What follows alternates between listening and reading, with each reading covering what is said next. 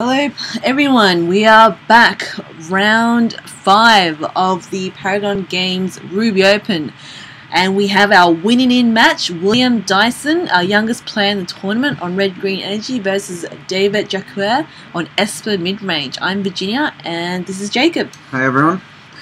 So we've got William, our inaugural winner of the first Paragon Games Open. So he's qualified for the championship happening in a few weeks. Yep. And I think David is also made the top 8 of that event and is well on his way to qualifying via points for that event as well. So we've got William on the left here. He's playing Red-Green Pummeler. So he is attempting to win all in one turn with a bunch of energy and electrostatic pummeler. We've got David on the right. He's trying to beat his opponent down quite quickly, but over a number of turns with a bunch of vehicles. Interesting thing about David's deck is he's got a bunch of Toolcraft Exemplar, which some of the other builds don't play. He's also got a bunch of Depala. He's also playing Aerial Responder. Wow, which is that's interesting. Yeah, so I think that's the 2/1 flyer with Fabricate 1. If I remember correctly from my drafting of this set, which I've done quite a lot of actually. So yes, he's playing a bunch of those, and he's aiming to stick his Smuggler's Copter, basically, and attack. He's not actually playing that many vehicles. He's not playing Fleet Wheel Cruiser. And he's not playing Sky Sovereign like some of the other decks. Oh no, Aerial Responder. That's right. This guy, is the Vampire White Walk. Yeah. People call him. So he's the 2/3 Flying Vigilance Lifelink. Just a. And we're off. So William starts off with some energy. With the tune. Tune with the ether? Yep. Tune to the ether? A tune with ether, I believe. Ether. Yes, so it's really the ideal turn 1 play for this deck. Exactly what he wants to be doing. An interesting thing about William's deck is that he's chosen his kind of one-of mid-range type threat in his deck to be Arlen Court. I've seen some other decks play things like Chandra as a way, kind of having a resilience and going into the long game for some of those games that the combo kill doesn't work really. David here playing 2 Gideon in his deck as well, which is something that we often see coming out of the sideboard of these white-red vehicles decks. This is interesting because they're both quite aggressive. In my so I'm playing white-red vehicles at the moment, and in this matchup, I actually feel like red-green Pummeler is actually advantaged in this matchup. Yeah, that makes sense to me. I think that Pummeler having the ability to just kill out of nowhere, and the trample is huge. Like on these little puny little bodies. So white-red vehicles will, can probably pretty consistently kill by turn 5 if you want. Yeah. Right? That sounds reasonable. Whereas the Pummeler deck can kill anywhere between turn 4 to turn 7. But it can do it. It's a bit more inconsistent, but when it works, it's a bit faster. Yeah, definitely. When it's got its trample on it as well, it makes it very difficult to deal with. And also, I think just the ability for the Pummeler deck to favourably trade with removal spells through the use of Blossoming Defense. Yeah, definitely. And that is the namesake card coming down. So it was a risky play there for William, given that he played it without leaving up Blossoming Defense. Yeah. That tells me that I would expect that William is very close to being able to just end the game next turn if he's willing to run this out, or maybe has a second Pummeler in hand. Yeah. Those are kind of explanations that I can think of without even if he doesn't have the Blossoming Defense, it's probably still a good idea to represent it, because that that type of thing forces David to use any removal he has on his turn, so that the pump from the blossoming defense doesn't help William in terms of going off. And that really is something that when you're playing against this red-green Pummeler deck, you need to be aware of. Yeah. Is that if they are if they've got green mana up, you can't use your instant. Well, it's not a good idea to use your instant speed removal on their turn, because then the pump it becomes quite beneficial for them. So here we see David using to deal with that pummel, which should be exiled. I might just try and fix that up for you. William's gonna get a clue off that. And there's that Toolcraft Exemplar coming down. Yep. Interacting with the Thraben artifact. Yep. Surprisingly easy in this format to get a Toolcraft Exemplar working quite well. Yeah. You've got a lot of artifacts that just end up lying around. Yeah. I actually forgot clues were artifacts until White Red Vehicle was the thing. Yeah. Here we see an interesting part of William's deck as well, which we sometimes don't see in Red-Green Pummeler, which is Tireless Tracker. We saw it in Andrew Vance's deck last round. That was more of an aggro to mid-range version of Red-Green Energy. It didn't actually play Pummeler, and it didn't have the combo aspects of the deck. But Tireless Tracker here, definitely something that William can use to kind of get back into this game now that his Electrostatic Pummeler plan is taken a bit of a setback with that declaration. So. Yeah, definitely seems like a plan B. Interestingly, in a main board scenario. Yeah, so he's only playing 3, so that indicates that he wants to kind of draw one of these each game. Yeah. So David's building up his board pretty fast, and Nilla gives a creature it prevents a blocker from blocking. Yeah. So which is quite critical. He's going to be able to get in. He's just going to offer up the trade with the Toolcraft Exemplar. Is he? No, that's going to have first strike, I believe, because of the 3 artifacts that are in play. Metalcraft is on. Yeah. Whilst it's easy to get to a 3/2, it is quite tricky to get it first strike. There's been very little chance of getting first strike, I found. Yeah, that's a little harder. There's we're not in Mirrodin. Although there are plenty of artifacts, the very ground we are walking on is not made of metal. So that does make it a little bit harder to get to Metalcraft, which is what that Toolcraft Exemplar is looking for. David, no stranger to obtaining Metalcraft. He played Affinity at the last Open, and he did pretty well with it. I ended up playing him in round 3, and we had a very interesting series of games. Davy's known for his aggro decks. Whenever he's at an event, you can probably be 99.9% sure that he will be on some sort of aggro. Yeah. And Affinity, definitely one of the best creature-based aggro decks out there. It's certainly scarily consistent, isn't it? Yeah. So he's established quite a large board presence here. And William's not out of the woods yet. Not out of the game yet, though. I think he's got a number of pump spells in his hand, I think you can see. So if he can find a pummel, then he should be fine. Because he's already got an Uncaged Fury and a larger-than-life in hand, I think, and enough energy to double twice, 3 times if he plays another pummeler. So pummeler would be very good for William, and he's going to start cracking clues, I think, in an effort to try and draw into one, and also pump up his Tireless Tracker. I think it looks like he's got a larger-than-life in his hand. Yeah, I think he's got a larger-than-life and an Uncaged Fury at the very least. So he just needs to try and get that Tireless Tracker through if he can't find another threat. Yeah. And of course, the threat on Dave's board, that Smuggler's Copter can be pumped quite readily with Pianoa. Yep. Gets +1.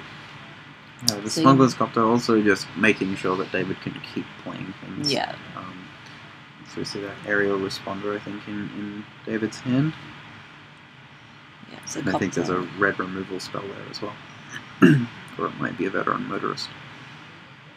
More energy? Yep. So that's a Servant of the Conduit. It's going to keep generating energy, and it's also just going to be a body that's going to prevent David from attacking in with more things. Yeah. Although it's still going to Craft Exemplar's first strike, although now William would be able to double block with his tracker and Servant if he wants to. At the moment, that would lead to him losing the tracker, which I don't think he wants to do, but he may have a pump spell in hand, which is able to get around that. Yeah, he needs to deal with those flies, so I think they represent a 2-turn clock at the moment. Mm-hmm. So that is a veteran motorist in David's hand. Dave looking like he's... Is that an attack for 1? I think he's sacking? going to crew first. Then he's going to... I think that was sacking to make Tyler Tracker can't block. Yeah. So this is going to let him attack in, although his Toolcraft Exemplar is no longer going to have first strike.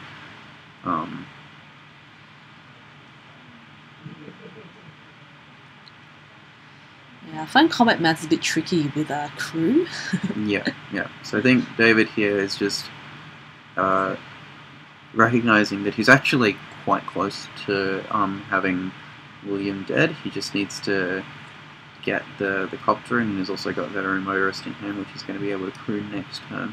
Then Pia is really going to help him get in the next few points of damage. So he is quite close, I think, to winning this game, and he's realized that, and he's decided that he's okay forcing William into chumping a bit. Yeah.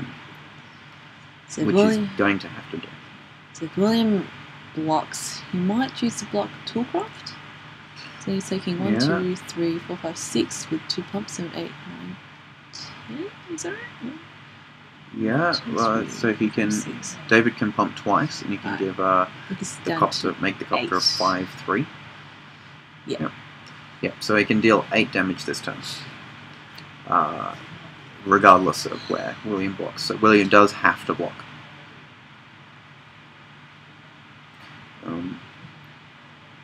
One thing that William might do, no, he's going to block the Toolcraft Exemplar. Yep.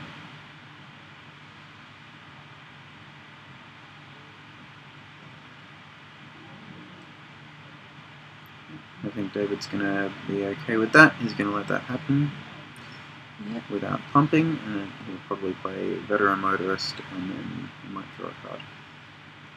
Well, he might. This is an interesting thing about the Vehicles deck, is that you've got to be wary of keeping artifacts around. They have a lot of value. Yeah, sometimes it does. There's a bit of a tension between wanting to crack that clue and giving the artifact matters theme. Yeah, I think David's recognised, though, that he doesn't need the extra card at this point to win. The preventing one of William's creatures blocking is going to be far more valuable. And William himself here, flooded with clues. Got plenty of clues. I wonder if William can assemble enough damage this turn to win. It's not unheard of for this deck. He has got a number of pump spells, and he can give it double strike with the Uncaged Fury that's in his hand. But he's going to start drawing some cards. Is that an island that William just drew? Island? Or a forest? That was spicy. No, he's playing an island. Oh, interesting. Dispelling the board? That's not just a spell. It's got Fevered Visions in the sideboard. Oh, that is spicy. It's quite interesting. And it's not that hard to splash either, because he's got 4 Aether Hub and 4 Attune with Aether in the main board. Goodness. So if he brings that, he's got 9 sources, 9 blue sources. That's really interesting. That's cool. Yeah, it'd be interesting talking to William and why he's decided to go that way. But Dispel probably will be quite useful against a lot of matchups where they're trying to counter your things. And Fevered Visions really just keeps the juices flowing, and so I imagine he would bring that in similar matchups. I'd expect both of those cards to stay in the sideboard when we go to game 2 here. He's crowing with the Veteran Motorists, making it a 4/4. Yep. So both these players playing to make it into the top 8. Yeah. I don't think David is certain to make it if he wins, but he's in very good shape. But if William wins, he will go right up to the top of the standings, I think. Yeah, I think so.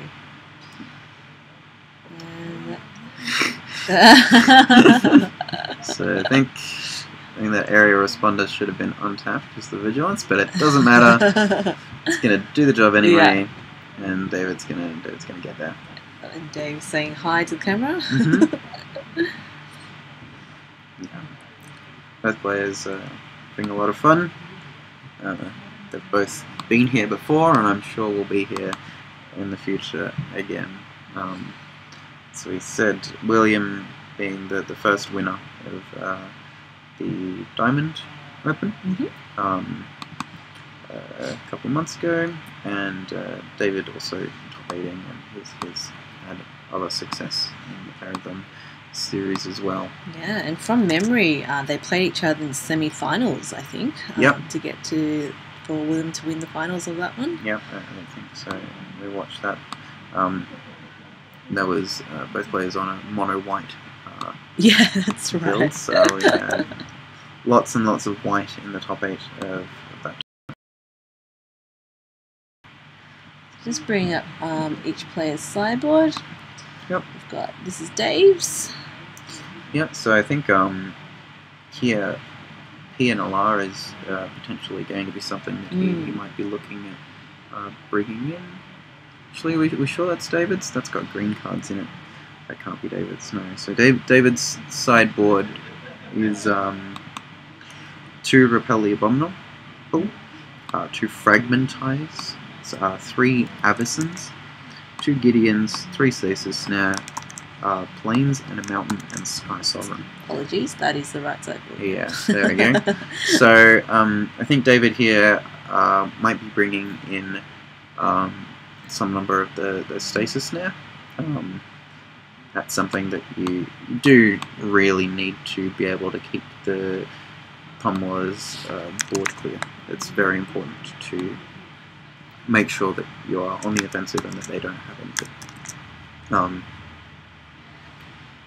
The Avacen's a very good card, but not necessarily for this matchup. Fragmentize there for the mirror and for destroying other opposing copters. Although Fragmentize can be very good and useful in this matchup to kill opposing pummelers. Although I think that's it's definitely a consideration, but I don't expect David to be bringing that in.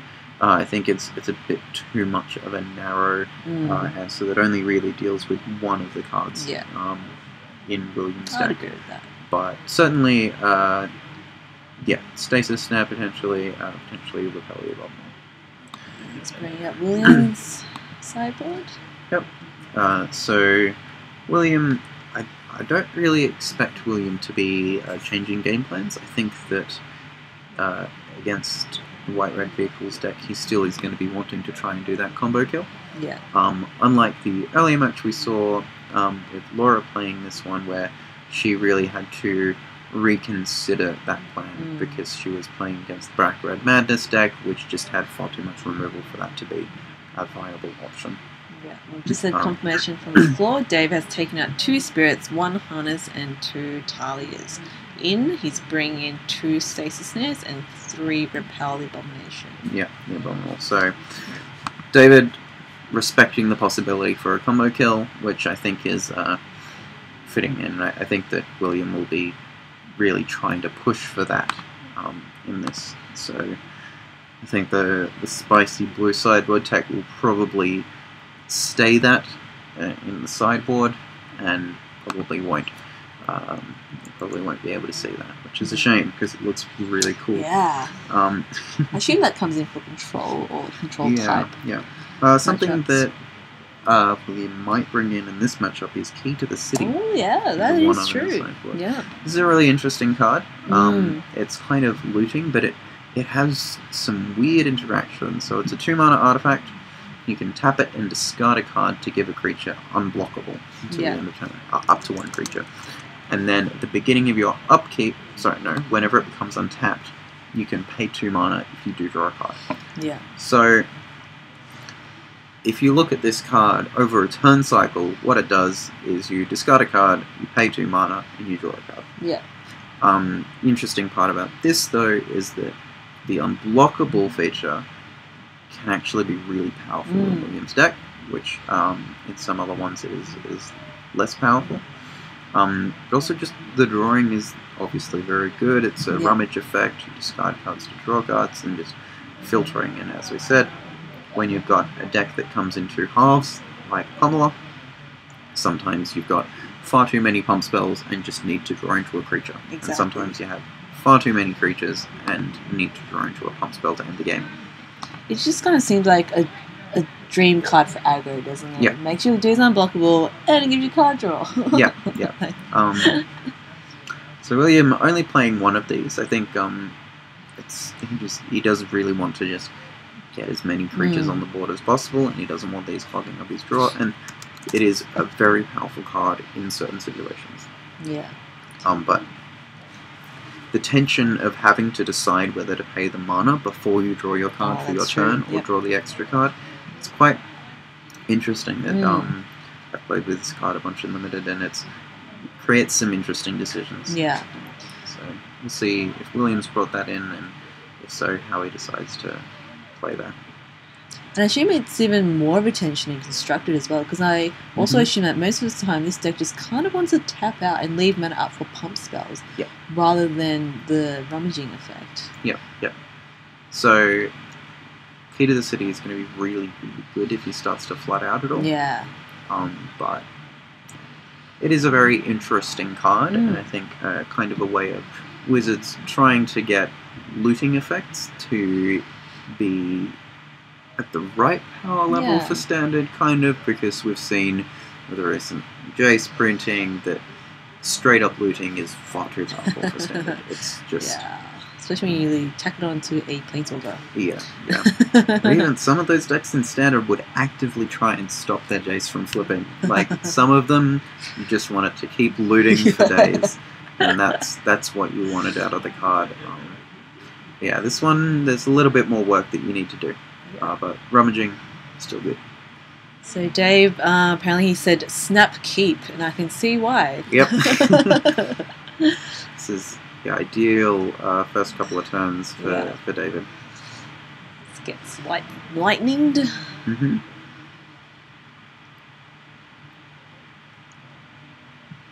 So William's going to be able to get 3 energy and pay 2 of it. Yeah. So William Dyson was our Paragon profile earlier this week, and in the profile he mentioned that he started playing because his mum and dad learnt how to play with a friend, and they actually formed part of his testing team for the Opens. That's amazing. Yeah, Magic's a great game, and I certainly remember learning to play in primary school on concrete, and everybody here has their own story of how they learnt to play Magic, and it's great. How did you learn to play Magic, Virginia? A roommate, a housemate was bored one day, bought an intro pack. Yeah, that's certainly a cure to boredom. Yeah. It's also a cure to having money, but that's a side effect of playing Magic. Yeah, there's a downhill spiral from there. Yeah, so William here, playing the control deck. Yeah, he is, isn't he? Which is not normally what we see this deck doing. I think he's stumbled on land a little bit, unfortunately, but his hand's starting to fill up with pump spells I saw an Uncaged Fury and stuff there, so David's gonna keep getting in there. He loves tapping the vigilance, dude. Yeah, he does. Aerial responder there. It's gonna buffer his life total as well, which is kind of important against this Pummeler deck. When even though the difference between 20 and 22 might not seem to be too much, just being an extra couple of life points away sometimes is the difference between dying or not, when William's deck is aiming to deal damage in chunks of 20. Yeah. That is a sneaky mainboard addition. I wonder if that was Dave's own Yeah, there. it's interesting. Yeah. Right, there we go. Yeah. That's right, it's got vigilance. It's a good ability. I missed what that card was. Dave is going to... It's some form of counterspell, or it's given his motorist indestructible or something along those lines. But the upshot is that, well, the benefit of Harness Lightning is that William only decides how much energy to pay when it's actually doing damage. Yeah. So I'm assuming that he just decided to get 3 energy and not do anything. Yeah.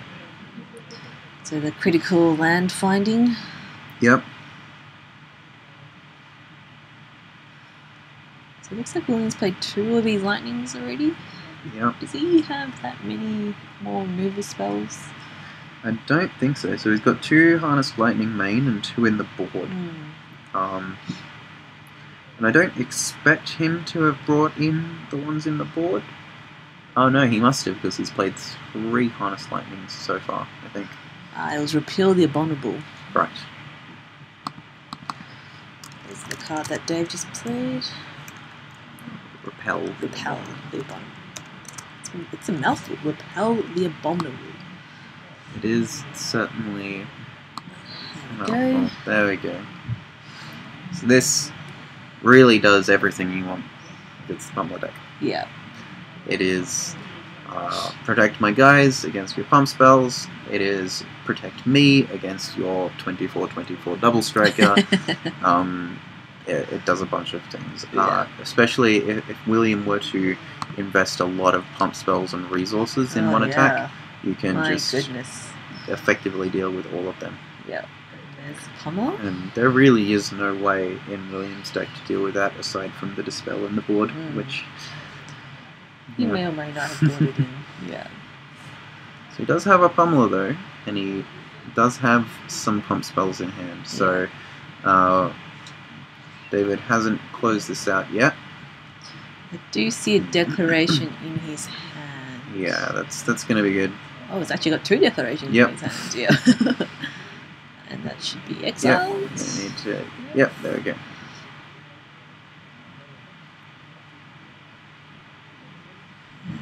Here he comes in. Yep, he's going to keep crashing in. Yeah. You see here, I think it is interesting that David actually isn't playing that many vehicles in his deck. It's just the Force Smuggler's Copter. This should not be called a vehicles deck.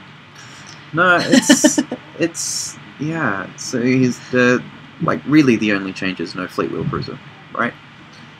He's just gone lower to the ground. He's gone faster, and more of a human deck with some dwarfs around there, I guess. Yeah. Well, the only dwarf is Depala, I think. Yeah, and the Veteran Motorist, I believe, is a dwarf as well. That's a dwarf, yeah. But yeah, it really is a low to the ground, red-white aggressive deck with some artifact synergies going on. Yeah. The Toolcraft example are normally not a 4 of, I think, most red-white vehicles decks. Is that fair to say? I think right now they are being played as a 4 of. Okay.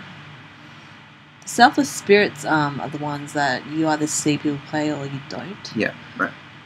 Aerial Responder, definitely a Dave-only edition. yeah. So you see, Dave is going to take out this match. It's, revenge for the semi-finals. Maybe, So Dave is going to be, well, both of these players now are going to be waiting to see whether they have made it into the top 8. the standings for this tournament are quite close, quite bunched up. There's a lot of players who at the beginning of this round, right? we're on 6 points, are looking to get into the top 8. So the top 7 players had 9 or more points. So most of them should be safe, except for unfortunately William, who was not able to draw with David. So he will be waiting again. Although I would assume that William's tiebreakers are decent enough. It depends when he picked up that first loss. So. Yeah. But Dave is looking good in making the top 8. Yep. Another player on the verge of making top 8 is Rory Bolt. Mm-hmm. If he does make it, that would be his 4th top 8 in a row for the Paragon Open series, which is phenomenal. Yeah, Rory's he's been playing really well. Yeah. He's been bringing good decks to the table, and it's just playing quite consistently and making it to top 8. He hasn't won any yet. No, but I'm sure it's only a matter of time. Yeah.